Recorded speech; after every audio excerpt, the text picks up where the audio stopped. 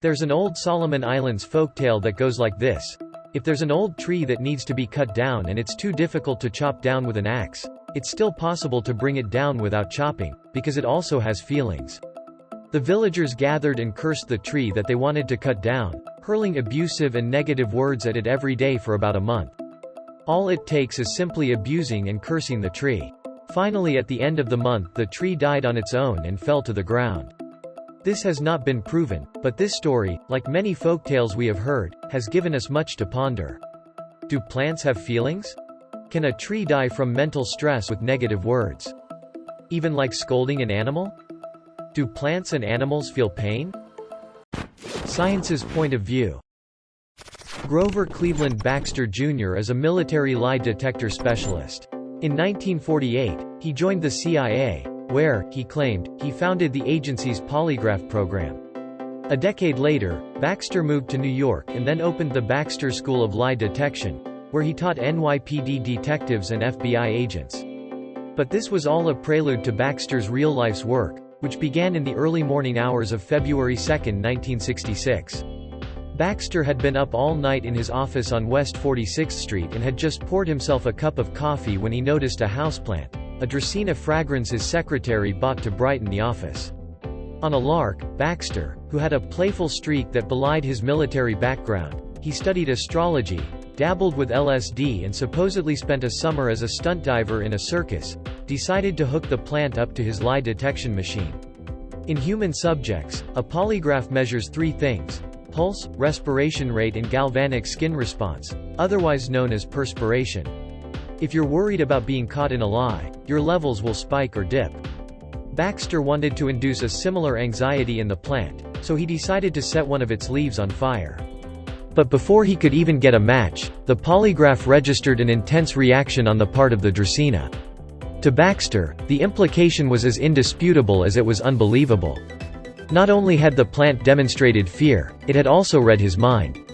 Baxter concluded that plants had some heretofore undiscovered sense, he called it primary perception, that could detect and respond to human thoughts and emotions. When he publicized his findings, the so-called Baxter effect became a pop culture hit. There was a TV program hosted by Leonard Nimoy and a best-selling book, The Secret Life of Plants, inspired by Baxter's research. Baxter was interviewed by Johnny Carson, Art Linkletter, Merv Griffin and David Frost. Even Baxter's old employers at the CIA evaluated the possibility of human-plant communication. Plants feel pain. Baxter discovered the amazing fact that plants have senses and they have a response to pain. Although his theory did not convince most scientists and Baxter, himself, could not scientifically explain the results of his experiment, he went on to assert that plants have life and feel pain. In addition, they also have a happy reaction when watered, worried when facing the person who harmed them as well as the living creatures around. Plants can be affected by music and words. Baxter isn't the only celebrity who has delved into the subject. Before Baxter, Jagdish Chandra Bose, the father of modern Indian science, conducted a comprehensive experiment to demonstrate that plants also have feelings. His work shows that plant growth and development can be affected by music and loud noises or words. Air pollution and cloudy skies can be debilitating to plants, and plants essentially feel pain, too. Plants have feelings of anxiety and fear. Today, several scientists have added their studies to the discussion started by Jagdish Chandra Bose and Grover Cleveland Baxter Jr. A series of experiments have shown that plants can respond by releasing certain chemicals if they feel threatened.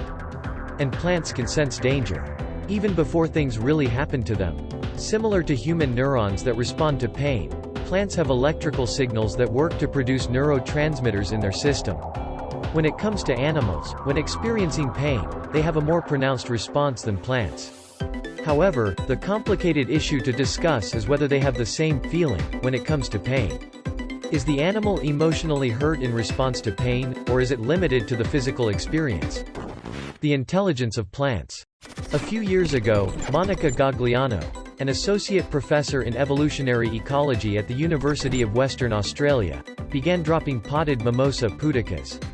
She used a sliding steel rail that guided them to 6 inches above a cushioned surface, then let them fall.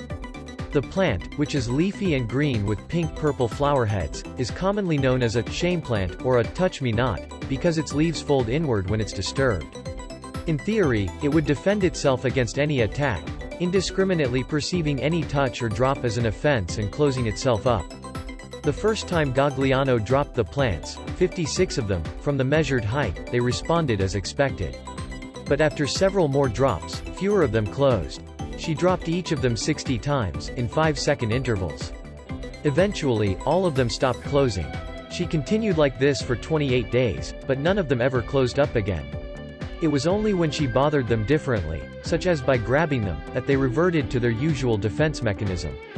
Gagliano concluded, in a study published in a 2014 edition of Oikologia, that the shameplants had remembered that their being dropped from such a low height wasn't actually a danger and realized they didn't need to defend themselves.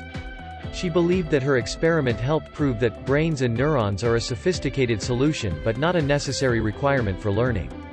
The plants, she reasoned, were learning. The plants, she believed, were remembering.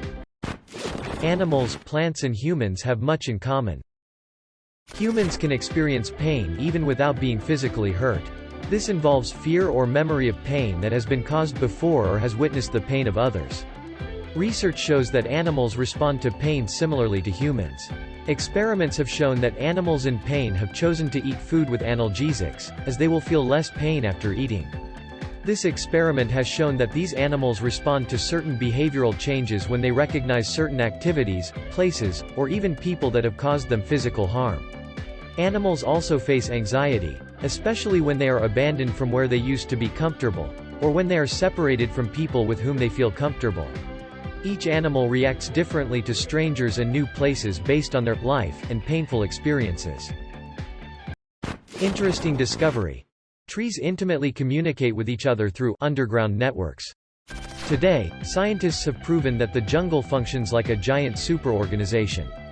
Below the ground is a network of fungi connected to the trees.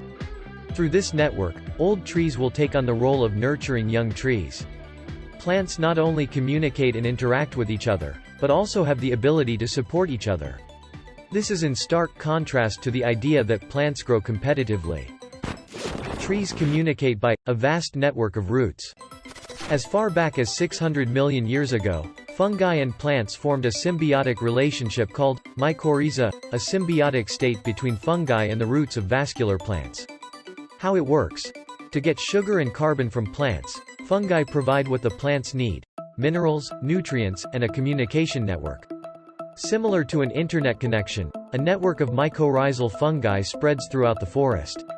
The mycelium creates a network and merges with plant roots, through which plants can exchange things like nitrogen, sugar, carbon, phosphorus, water, defensive signals, chemicals, hormones, subject.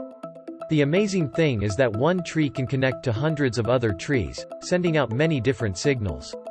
Along the mycelium, bacteria and other microorganisms exchange nutrients with fungi and plant roots. In 2019, scientists began to map this major network of roots on a global scale. Since then, international research has produced the first comprehensive map of mycorrhizal networks. Remarkably, this is possibly the oldest and most important social network on Earth. The hub trees protects the forest. You see, there's another world deep underground, a world of infinite biological networks that connect plants, helping them to communicate. It will likely remind you of some kind of intelligence. Their network is ubiquitous, consisting of large trees known as hub trees, which can nourish young growing trees.